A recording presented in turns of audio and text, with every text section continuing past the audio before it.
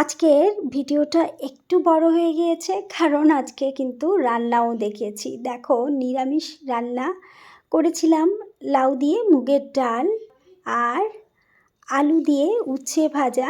এটা করতে গিয়ে আমি তেলের মধ্যে প্রথমে সর্ষে ফোড়নে দিয়েছি, তারপর আলু উচ্ছে দিয়ে পরিমাণ মতো লবণ, হলুদ আর কাঁচা লঙ্কা দিয়ে এটাকে ভেজে নিয়েছি। পেঁয়াজ রসুন ছাড়া লাউ দিয়ে কেমন পনিরের গাঢ় গ্রেভি বানিয়েছি দেখো। প্রথমে লাউয়ের টুকরো, কাজু, চারমগজ, আমন্ড, আদা, কাঁচা লঙ্কা বাটার দিয়ে ঢেকে কম আঁচে একটু ভেজে নিয়েছি।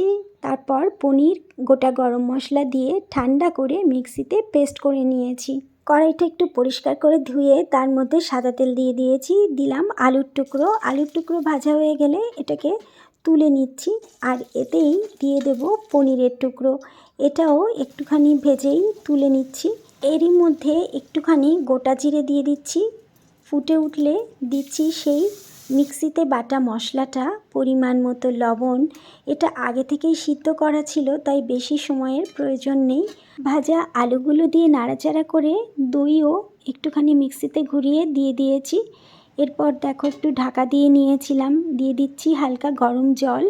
তারপর গ্রেভিটা ফুটে উঠলে দিয়েছি একটুখানি চিনি, না দিলেও চলবে। তারপর কসুরি মেথি, একটু ফ্রেশ ক্রিম এবং ভাজা পনিরের টুকরোগুলো দিয়ে 3-4 মিনিট রেখে দিলেই এই গ্রেভিটা কিন্তু তৈরি। তো লাউ ডালও তৈরি, উচ্ছে আলু ভাজাও তৈরি, আর পনিরের গ্রেভিটাকেও একটু ডেকোরেশন করে নিলাম। এবার দেখো থালাটা কিভাবে সাজিয়ে নিচ্ছি ধীরে ধীরে।